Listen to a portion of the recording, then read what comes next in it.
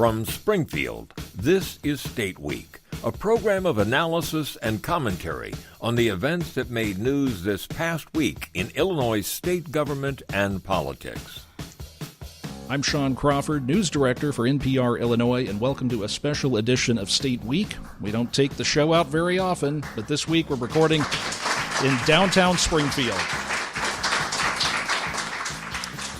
We are in the building that houses the historic Lincoln Herndon Law Offices. We're just across the sidewalk from the old state capitol. It is a busy time at the current State House as well. A lot of key issues are on the table. We're going to talk about some of those this week, from recreational marijuana to sports betting to an infrastructure plan to also a state budget. That's the big one. All that and more could come up in the final month of the spring legislative session, and there is, again, plenty to talk about it, so we'll get to it. I do want to introduce our panel. At the far end of the table is Charlie Wheeler, a longtime journalist who now directs the public affairs reporting program at the University of Illinois Springfield. Also with us, we have Daisy Contreras, State House reporter, Brian Mackey, a State House editor, and our guest this week, Hannah Meisel. She's with the Daily Line. That's an online reporting service. She follows state government and politics. And Hannah was also an intern with NPR Illinois just a few short years ago. It's good to have her back with us. And Hannah, always good to see you. I'm glad to be here. So, again, one of the issues I didn't mention at the start there was that the governor is making a push for a graduated income tax, something that probably will not affect the budget, of course, this year. Brian, the Senate did take this up this week and was able to pass it out. Yeah, not a big surprise. The Senate is supermajority Democratic, and that's exactly how they passed this. It was only Democratic votes in favor of the big constitutional amendment that still has to get through the Illinois House, and then ultimately voters will have the final say. In November 2020, they will get to decide, are we going to change the Illinois Constitution to remove the limitation that we can only have a flat income tax where everybody pays the same rate, whether you're making $10,000 a year or $10 million a year. Instead, and the Senate also passed legislation that would institute a graduated rate structure, so people who make more than $250,000 would see a tax increase under that plan, a slight tax decrease for people who make less than $250,000. Charlie, we've talked before. You've written extensively about the idea of a graduated income tax. You covered the Constitutional Convention in 1970, where the Constitution specifically has a flat tax in it, and so that would require a constitutional change, as Brian mentioned. Why did the state do it that way, and why hasn't it been changed since? I suspect one of the reasons that the Constitution's revenue article says a flat rate tax, and it limits the differential between corporate and individual to no more than 8 to 5. And I think as much as anything else, it embodied what the existing law was at the time. In 1969, Governor Ogilvie proposed that Illinois have an income tax, the first one ever.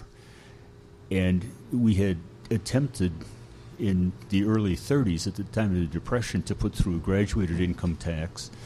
And the Illinois Supreme Court threw it out, saying that under the 1870 Constitution, you could not have an income tax, and certainly not a graduated income tax.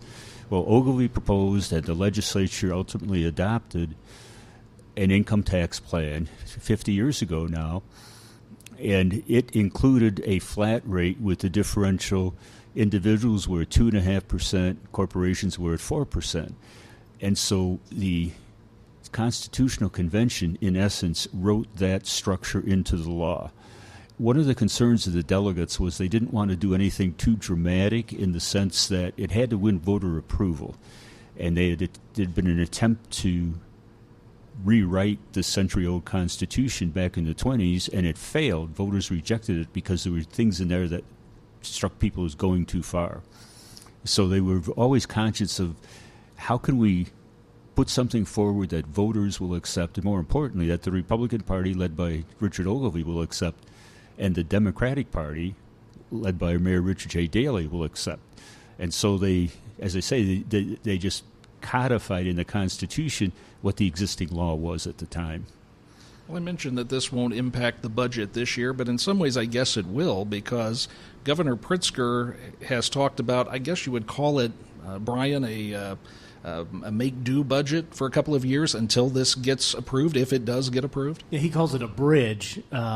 real questions about whether he can balance the budget, whether even all the things that he has proposed he can do to balance the budget, like starting up sports betting in the state and getting some revenue from licenses for that, legalizing cannabis and getting some revenue from licenses, not necessarily actually taxing the marijuana. He doesn't anticipate that would be sold, but I mean, that has to pass, that has to get through the legislature, and it gives him an excuse to not, some would say, Republicans would certainly say, to not make difficult choices about this year's budget, because he can say, well, we're just kind of using Scotch tape and bent coat hangers to get us through until we can actually have this graduated income tax and bring in more revenue to state government. And while that happens, Governor Pritzker has been, using as many opportunities as possible as he can to sell his idea of the graduated income tax.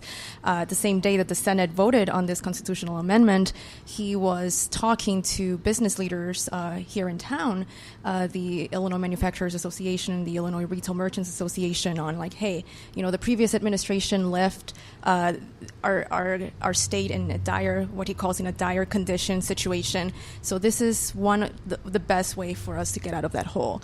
And the business leaders are not for a graduated income tax. They say it's going to be very difficult for them to get their businesses stronger and get jobs here in the state. But the governor keeps pushing for it.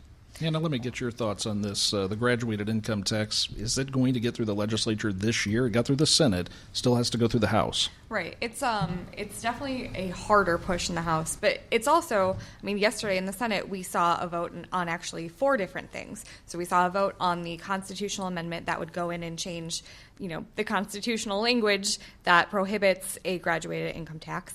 But then there were 3 supplementary bills, and one was actually the rates that they're not the same rates that the Pritzker administration had pushed in March, but they are they're slightly altered. We can get to that later, but we saw 4 people who voted for the idea of a constitutional amendment for a graduated tax did not vote on the rates. 3 pretty Democrats in sensitive districts voted no, and then we had 1 freshman Democrat not vote at all. That tells me then that maybe this isn't a slam dunk after all. If people are concerned about voting for it and it still has to get 60% approval from voters in 2020, that's not a done deal either, right? Well, right. We're seeing all of the coalition of interest groups, business backers, also, conservative, libertarian-leaning think tanks. They are coalescing around this. They are spending a lot of money. This is going to be the fight over the next 18 months, and then it'll also run into another election. And so they're treating it as a campaign. They're spending money as if it's a campaign. They're employing campaign technology. This is not going to be, reaching 60%. That's difficult. And I'm hearing it all the time in my reporting. Colorado tried a similar ballot item, and they had a lower threshold. I believe they had 50%, and they couldn't even reach that.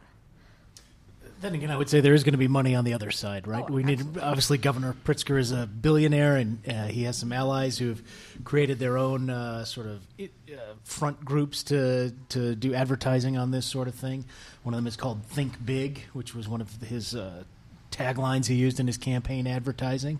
And there's been polling that shows that the idea, at least the abstract idea, not this specific policy, but the abstract idea of having wealthy people pay more, a higher tax rate than people farther down the income ladder, that's popular, even among Republicans, although that support has been softening in the polls. But it still was over, 78% in a poll that the Paul Simon Public Policy Institute has done, and that number has stayed pretty consistent over the years. Of course, as this issue gains salience, people are going to think about it more. As Hannah said, this advertising is going to ramp up. Daisy talked to the members of the business community who have real concerns about this. Those numbers will soften, but we'll just have to wait and see what happens. And I forgot to mention too, with the business leaders, Pritzker saying, "Hey, you need to support this. Meanwhile, I'm going to be able to help you get money for, training for a better workforce. I'll do all of these things for you that we both can agree on. You just need to support this to help the state get out of its financial hole." Well, let's move on to some other topics. One of those that came up this week, pretty scary situation for a lot of folks. Brian, death threats, I guess you would say. It was a little vague in the letter, but it was a letter that was written and sent out to lawmakers, others. In fact, a public media outlet also received one, the one in Urbana. What was this about? What was included in this, and what's going on now? Yeah, I'm looking at an image of it here on my computer screen. It says in huge letters at the top, "Dead people can't collect fat state pensions. Dear elected representative, public employee union leader, public employee in the state of Illinois, and bondholders in the United States." And it goes on to list a long grouping of complaints about state pensions, mostly. And then, as you said, a frightening situation. It says about halfway down the letter, don't bother about new gun laws. From arson to strangulation, there are many other effective means available. And so this went to individual legislators. It went to some unions. As you said, it went to our sister station over in Urbana. And the state police are reportedly investigating. The U.S. Postal Service is investigating. I'll say the letter does show somebody, and some other reporting I've seen. Rich Miller for Capital Facts did some reporting on this. That some of the lawmakers found that the letters came from specific donors, people who have donated to their campaigns. At least that was the address put on there, the presumably fake address. Some of them came from people who are deceased. I believe the letter that went to that public radio station was from Dawn Clark Netsch, former state office holder who died a number of years ago. And so this is somebody who has some knowledge of state government, it seems, but a frightening situation. And Hannah, what's been the reaction in the legislature to this? I'm assuming got people a little bit concerned.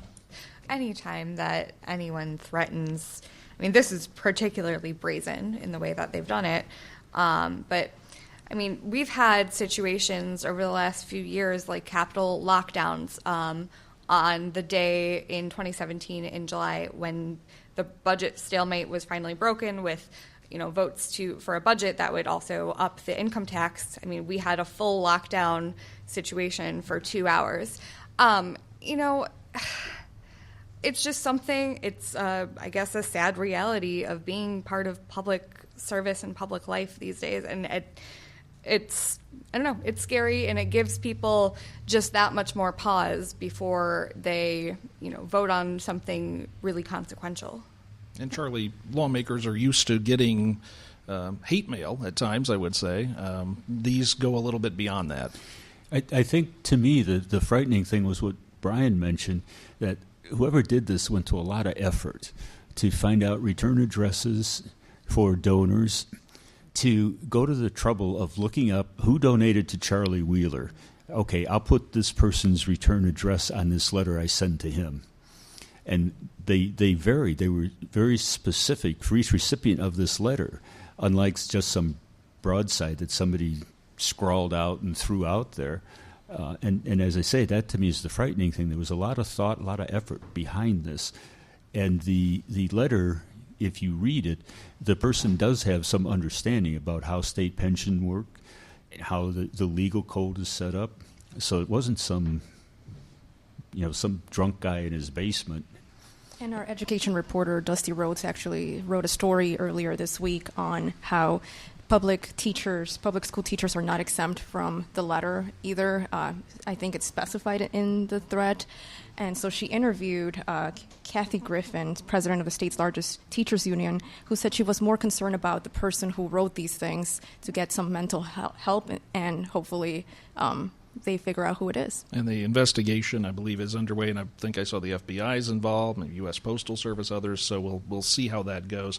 Brian, I think you wanted to add Maybe we should just add, for full disclosure's sake, everyone except Hannah on this panel is one of the people who will be collecting a state pension and thus presumably included in this person's anger. I did not get a letter, I can honestly say that.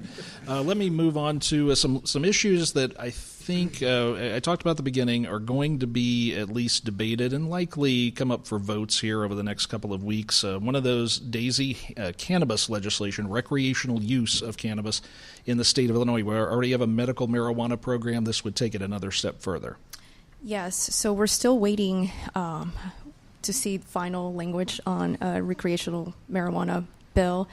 We've been hearing for months that it's going to happen sometime soon. I feel, and from some of the reporting that our colleague Jacqueline Driscoll has been doing, negotiations have been happening. There are still a lot of groups that are opposing this, so they want to make sure that they cross every T and dot every I to make sure before they continue with this forward. And we mentioned this earlier. The governor is he's counting on some money from licensing fees, not just with recreational marijuana, but with sports betting. So I think a lot of the lawmakers that are involved in this, they feel that pressure building up as we near the end of session to make sure that they're living up to what the governor wants from them. And so the governor is counting on this money in his budget plan, Hannah, and I'm guessing he's working behind the scenes to try to make sure both sports betting and marijuana are able to get through. But is he facing some resistance? I mean, yeah, we saw earlier this session, Democratic State Rep Marty Moylan from Des Plaines, he got together 60 backers to a resolution to say, let's slow down marijuana legislation. We don't need it right away. We've got to think clearly. But also, the Black Caucus is, they have concerns. They don't want to be shut out because it's the very, the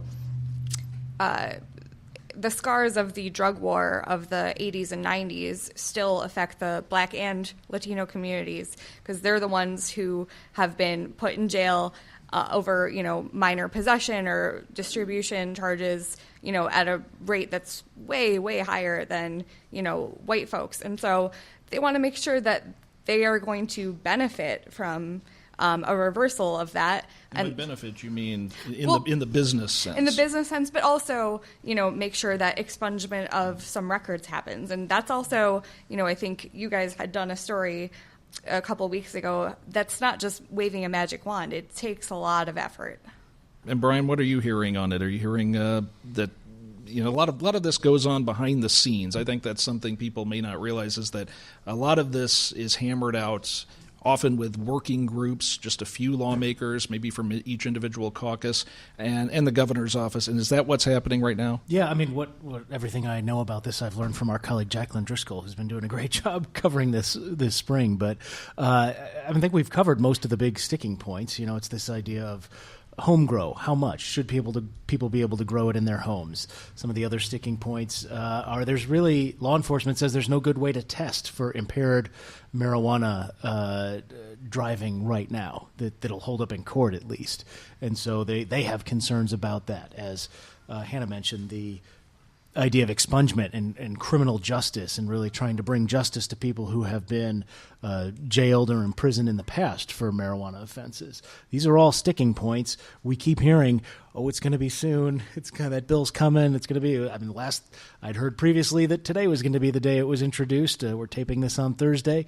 And now apparently, as I was talking to Jacqueline this morning, that is not the case. Wednesday, actually, Kelly Cassidy, one of the lead sponsors on this legislation, said, the business leaders, she was at a panel with business leaders, and they asked her, so when do we expect to see something concrete that we can actually look at? And she just said, pretty soon. And it won't be the final version, most likely, because again, negotiations will continue. But Charlie, this is something that's of course been talked about for a long time in Illinois. We're getting to that point, that crunch time. Is there a chance in your mind that this is not going to happen? Oh, there's always a chance. I mean, the asteroid could strike the Earth. Is that what it's going to take, though? Yeah, I would guess from watching this stuff for a long time that it's going to happen. Yeah, there are opponents, but you have to remember, if we do it before May 31st, you only need 60 votes in the House, you only need 30 votes in the Senate. It's not like the constitutional amendment, which required the additional votes, the 36 at least in the Senate, 71 and it's going to take in the House. And so there's room for people to disagree and peel off as long as you get to 60. If you pass it with 70, it's not any more passed than if you pass it with 60. So I think the sponsors are working to cobble together some kind of an agreement, some kind of a negotiated legislative bill that will satisfy 60 people. And I think Representative Moylan was kind of being not quite honest when he talked about how we're rushing this. This legislation, people have talked about this for years. Bills were introduced in the last General Assembly specifically to start the discussion on specific language by Staines and Cassidy. They had hearings all across the state over the summer. They've taken input from everybody. So this is not something that suddenly is cooked up and is going to be sprung on people. Well, speaking of that, springing things on people, we may have another big one, as you mentioned a moment ago, Daisy, and that's sports betting. This would allow people to, I guess, bypass your bookie if any of you have one still. You could basically bet through. We think it may actually even be on your phone, but there's a possibility you may have to go someplace to do it. But there's more money tied up in this idea than there actually is in marijuana, correct? With the initial licensing fees, yes. So that's what Governor Pritzker's counting on right now, $10 million, I believe, per licensing fee for 20 licenses. It's still unclear if that's what lawmakers are going to go for with the 20 or if they're going to have more or less. And yes, mobile betting is one of the options that they really want to push for. I've been speaking to different people from other states where sports betting has already been legalized or where their lawmakers have already drafted a bill and sent to their governor on sports betting. And they said, and they've told me, mobile betting is the way to go if you want to reap the benefits, the money that people have been talking about, that this can actually get us. Other states, we've been seeing a lot of articles in the last few weeks where some states had an estimate that they were going to get so much money out of this, and a few months later into the sports betting platform, and they realized that they haven't been getting what they expected. And I think it's because to sell this idea, people have overestimated the amount of money that could come in. So if we don't do that, then it's moving forward, and some money can come out of it because it's being regulated. Representative Mike Zaleski, who's behind this, I thought his approach was kind of different than usual. He put out like 4 different versions for debate and discussion. So we're talking about marijuana. We really haven't seen the language yet. He's got 4 different sets. And some of them don't allow online or phone betting. Others do. One of them that the Pro Sports League are pushing is the NBA, Major League Baseball, NFL. They want a piece of the pie. That one's not going to fly, I don't think.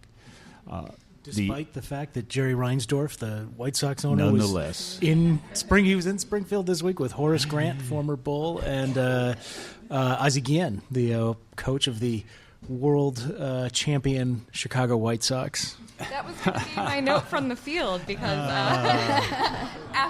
Sorry. It's okay. So you have all these different options, and the one thing that people seem pretty clear on is you can't just limit it to brick and mortar, because like the racetracks say, oh yeah, we should have it, but you could only do it at our track or at our off-track betting parlor. If you want to make money on it, you have to do it where you can do it by your phone. Just the way it is today, although it's illegal, you can call on your phone, get your bookie, and put a bet down on anything. You can buy your lottery tickets through the phone now, so yeah. Probably making it similar. Just a couple of minutes here left. Hannah, let me ask you, another big key issue is what's known as a capital program, a statewide infrastructure program. Negotiations also going on this. Some of that could be tied probably into these other votes. If somebody needs a vote for sports betting, for example, maybe there's going to be a project in there that will benefit their district suddenly. Those types of things, those negotiations are still happening. Well, right. I think there's been a lot of actual frustration that the capital plan, which is, we only do one every 10 years or so, and it's a big deal, and we're on that 10-year mark. And former Transportation Secretary Ray LaHood, he was in Chicago earlier this week testifying, and he literally said Illinois is one big pothole. And he says the way to go is for Illinois to raise the gas tax. But it's a hard sell. Illinois, it hasn't been raised since 1990. I was born in 1991. So my entire life it's been 19 cents. And so there have been 2 proposals that have been put forward in the last month or so.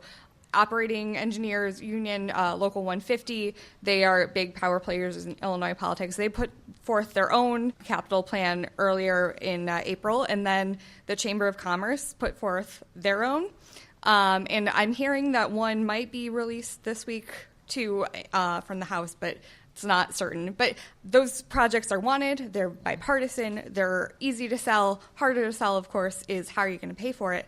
But these things have to be tied together in order for, session to be viewed as a successful one, because you want your, vegetables before dessert. Right. Real quick. And like everything else in state government, it's very complicated. So this is what we've been talking about are these so-called horizontal projects, right? Roads, bridges.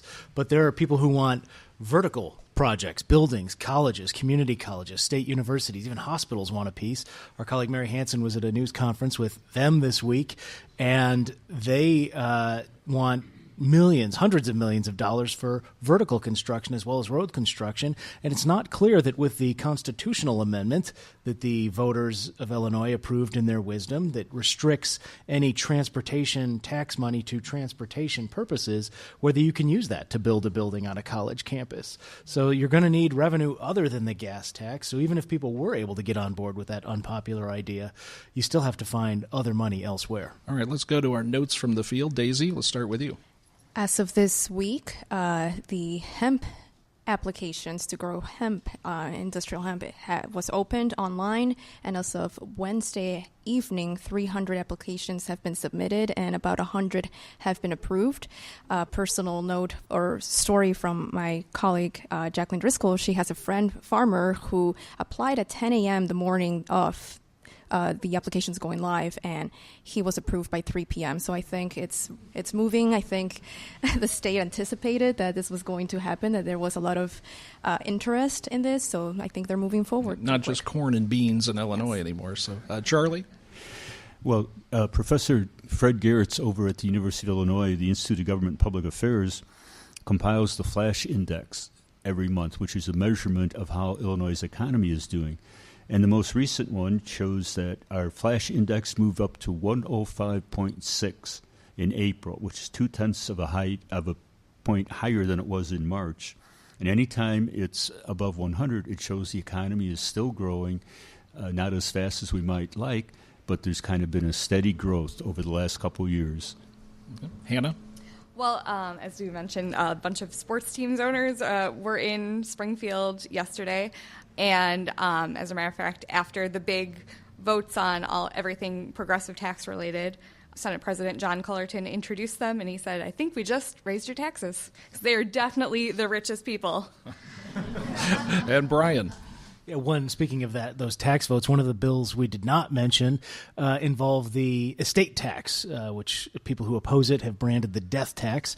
In Illinois, the state estate tax, if you die with $4 million or more in assets, the state takes 40% of that. So the Democrats, sort of as a olive branch maybe to the wealthy in this state and to farmers who are affected by this, they voted to repeal the estate tax in the coming years, which led to the weird prospect of Republicans who have long advocated for eliminating the so-called death tax, voting against the bill that would do it because they didn't want to have anything to do with the Democrats' overall tax package. Well, that's going to do it for our show today, and the members of our broadcast included Charlie Wheeler, Brian Mackey, Daisy Contreras, and Hannah Meisel. And again, thanks to the Lincoln Herndon Law Office's State Historic Site for hosting us this week. You can get a podcast of our show. It's at nprillinois.org, and also find us on NPR One. Just look for State Week. Production assistance for the program provided by Bob Meyer. I'm Sean Crawford.